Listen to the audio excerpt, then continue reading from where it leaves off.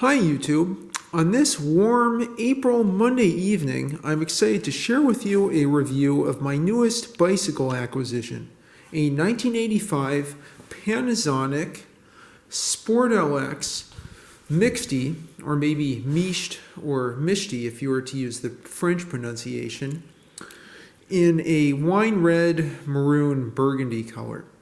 I got this for $120 from an instructor at University of Maryland College Park, and indeed I picked this up at the College Park, University of Maryland metro station. While I like to spend under $100 on a vintage steel bike, I was happy to spend $120 on this mixte for several reasons. One, it's a mixte. These tend to sell for more in my area. And then secondly, this has new tires on it. It has, let's see, yeah, here we go, Continental Toroid tires. And I thought this would be great for my commute, which is often over bumpy roads, as well as for potential future tours on the Sugino canal towpath that's crushed gravel. It's nice and knobby. I don't have this inflated up to 90. I have it inflated up to its maximum of 80 psi. Anyway, some new great high quality puncture protection tires. And then the third thing is the rack on the back here. This has a top peak rack that was already attached on the back, and I plan to put panniers on it, which as you can see I've done. Anyway, that aside, I've ridden this now a pretty good distance, 183 miles, including a 17-mile commute today from my work at the National Institutes of Health to here, home in North Potomac, Maryland. I can say now, after 183 miles, how much I love this bike for so many different reasons. The ride is both smooth and nimble because it's a mixte, and it also has a chromoly frame that fits me very well. I think this is an 18 or 19-inch frame from the center of the crank to the top of the seat post. And in addition to that, it's really reliable and it's such a joy to work on. It's a real pleasure to have overhauled the headset, front and rear hubs, and the bottom bracket of this bike. I was able to do that within, I think, a couple days. I'll also go through some little upgrades and repairs I've done that make this ride smooth as silk. Starting from the front, to go through an overview of the components, we have alloy Araya 27 by 1 1/4 rims. And just to prove that I'm not lying to you, I'm going to zoom in on that. There you go. You can see Araya. Let's see if I can get that easy for you to see there. Yeah, Araya 27 by 1 1/4 inch alloy rims, made in Japan. There we go. Oh yeah, the shadow really helps there. The hubs and quick release on this front wheel are kind of interesting. I thought these would be Shimano or Sunshine hubs, but they are actually NKN hubs, and an NKN hub and axle here. You can see, hopefully NKN there. Let me see if I can get that in focus. I'll use my hand. There we go. You can see an NKN quick release lever. And then if I am to zoom in, oops, that's the clanking of the lens cover there. Yeah, if we zoom in, you can see there's an NKN hub. And I don't know what grade those are, but they seem fairly reliable and they were easy to work on. Yeah, NKN, made in Japan. Oops. There you go. You should have been able to see that real clearly. The front was a quick release originally. The rear had a solid axle that was bent. I'll get to that in a bit, but I ended up replacing the bent axle in the rear. The frame is chromoly, straight gauge chromoly. The 1986 model was a bit better than this. It had double-butted Tange 900 chromoly, which isn't really amazing, but I think is a step up from straight gauge. As I recall, straight gauge chromoly is 0.9 millimeters in thickness. from the decal above, the chromoly decal, you can see this was probably bought by someone in the Baltimore metropolitan area. Anyway, so while the main frame is chromoly, the fork here out in front is high tensile steel. Honestly, I don't think that worsens the ride. It's just, you know, low mid range bike, and those tended to have high tensile steel forks. It's certainly better than aluminum. Anyway, working our way up, we have some standard, pretty simple Diacomp side pole brakes that aren't quick release. That's what I was going for.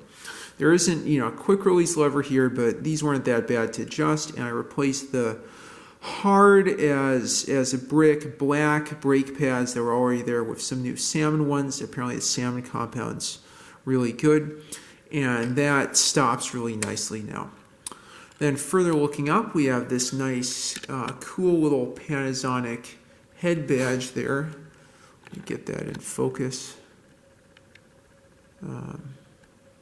Yeah, there you go. So you can see it has a little white splotch to give you some cool patina in there.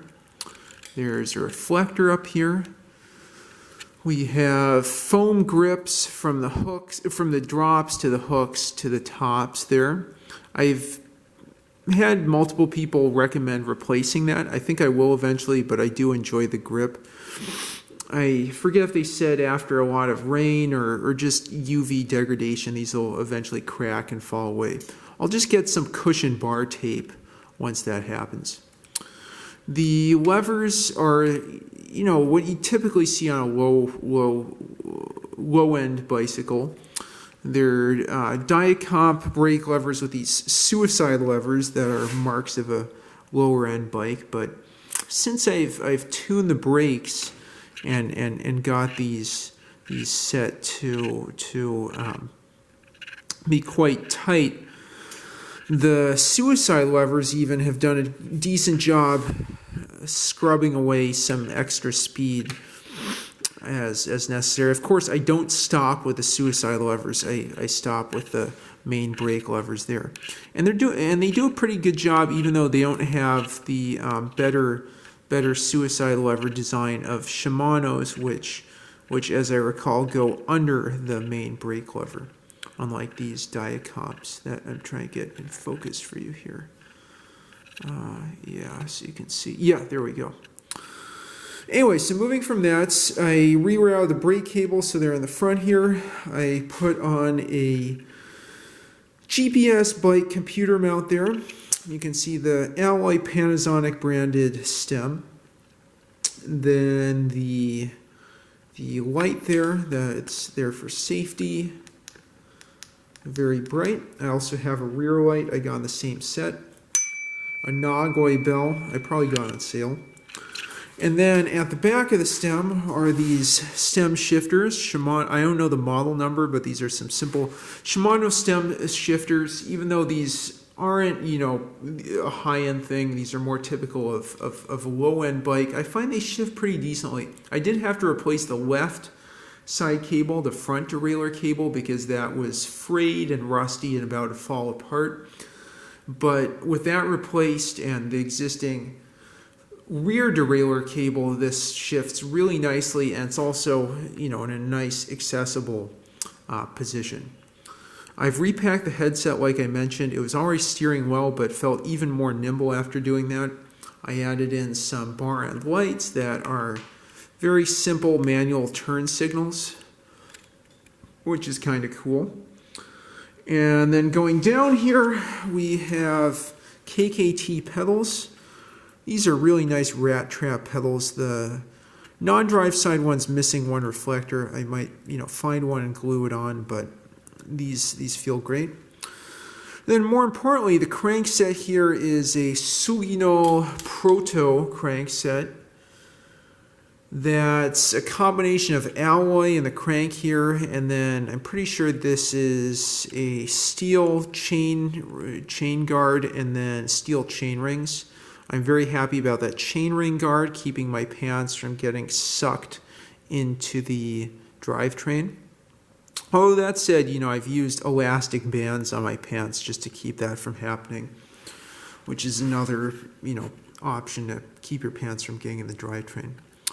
The front and rear derailleurs are both Shimano AX50 Z series. I wonder if these were the predecessors of light action derailleurs. Anyway, so there's your front derailleur and the new cable I added.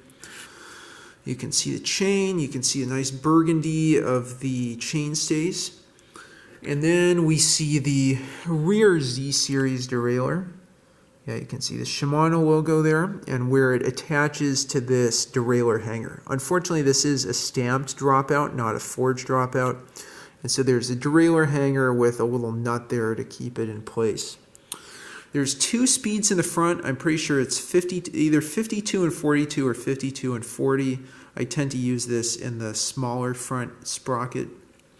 And then 6 speeds in the back. Again, I'll put the catalog link just so you know the specs, but I think it's either 1330 or 1428, something like that, for the 6-speed cluster in the back and nice clear plastic dork disc behind it. As you'll notice, this is a mixte because it has 3 sets of stays, but it also isn't a mixte because the top tube is not split in 2. It's a single solid top tube, which is really great for maintenance. It's easy to mount this in a bike repair stand like the one back there. There's some Transit branded panniers with these reflective splotches I put on the back. I got these from a friend and I've used these for tons of different things. They mount on the rack nicely. I've carried lunch and a jacket and various tools and even a Panasonic cordless phone system I got for free that was being given away in Chevy Chase. How ironic is that? A Panasonic phone carried on a Panasonic bicycle. As I mentioned, the size of the bike I'm pretty sure is 18 or 19 inches. I'm 5'10" and it fits me pretty well. With the seat post raised up here, you can see there's more than well over a fistful above, which I tend to do on a regular diamond frame bike. The saddle apparently is non-standard. It's this white rubbery thing. It's kind of hard, but also kind of soft, if that makes any sense. I might need to put some plastic rubber leather renewal compound on there. I have, cracked this. My rear has cracked this up, and I've stained it a little bit with grease. But oh well. I'll figure out a way to maintain that saddle or replace it with a nicer one. I have some side pole brakes here. You can see I also replaced the brake pads with those Sunlight Salmon brake pads. And then going in the back here, I want to point out my most important upgrade. And that upgrade was replacing the bent solid axle in the back with this black quick release axle. I remember the morning commute I did after I replaced it was so much better than the previous rides. Something, about either not being able to get the wheel aligned with the brakes when the axle was bent, or just, having a bent axle leading to less efficiency of power transfer from the crank to the rear freewheel. Anyway, it was very nice to get that quick release axle to replace the solid axle. It really makes maintenance a lot easier. And I also added a little extra touch there with a dropout spacer to help with lining up the axle. That was probably the best upgrade I did. Also really inexpensive. I just got this standard $10 set of quick release axles on Amazon with quick release axles and skewers. So really that was just $5 for the skewer and the axle, a few cents of grease, and then a few hours of my time. Really improved the ride, kept this smooth as butter. Then in the back we have a rear, I think it's a Japanese cat eye reflector there. And I'm pretty sure this hub is an NKN hub. Let me see if I can zoom in on that. Let's see. Oh, it is. Yes, it's an NKN hub. Let's see if you can see that. This is going to be difficult. Really, really challenging here. Let's see if I can get that to focus on my fingers. Wow, that's not doing a good job. Oh, there you can see it. Yeah, you can just faintly see that. It's an NKN hub there. Anyway, just like the front. And with that, I conclude my review of my Panasonic Sport LX mixte. Excellent commuter, great touring bike. Really love how this rides and how reliable it is and how easy it is to work on. Thank you so much for watching. If you have a mixte like this, please feel free to share your memories and thoughts in the comments down below. And as always, please like and subscribe. Have a great start to your week.